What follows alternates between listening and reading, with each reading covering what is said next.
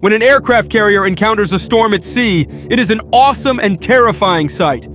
These mammoth ships, sometimes called floating cities, are designed to withstand extreme weather conditions. However, when there is a storm to be faced, the crew must make plans to fight against the raging tempest. The sky darkens, winds howl, and waves rise to astonishing heights in this chaotic environment that tests both the limits of the vessel and its crew. These floating cities, usually over 100,000 tons in size, aren't immune to the perils of rough seas.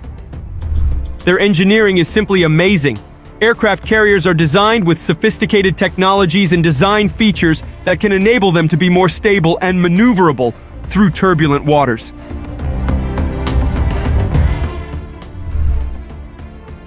Hull, for example, is designed to cut through waves rather than ride over them, which minimizes the rough sea's impact. Other systems, like ballast tanks and stabilizers, maintain a balance and do not let capsizing take place.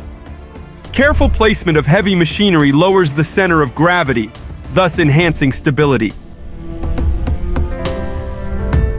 Safety of the crew is utmost during such extreme conditions.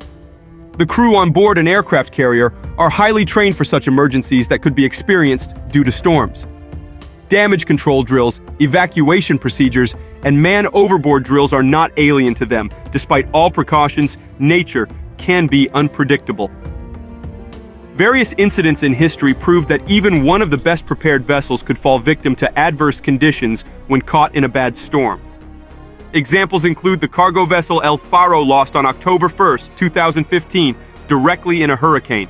Its tragedy has made many aware of the kinds of intrinsic risks that accompany maritime operations.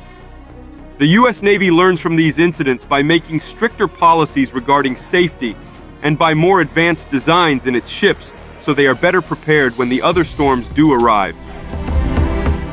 And what about those planes which don't take off, staying on deck? How do they manage to get safe even if the storm is coming? Multiple heavy systems and procedures are carried out to make sure that the fighter planes are always secure on an aircraft carrier in rough seas. One of the primary methods for securing aircraft on the flight deck is through the use of chains for tie-down.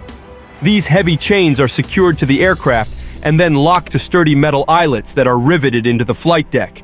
In heavy seas, for instance, crew members will often cross-chain a lot more and pull them tighter to restrict movement. This is just to make sure that even when the ship is rolling or pitching in heavy seas, the aircraft remain firmly in place. Besides tie-down chains, chocks are used as additional provisions for securing the aircraft. Chocks come in the form of blocks of wood or rubber placed forward and aft of the wheels. They will prevent forward or aft movement and provide an added degree of protection against forces imposed by heavy seas. Besides, in any bad weather, the crew follows the operational procedures to the book. The crew will ensure that all aircraft are tied down properly before the storm hits.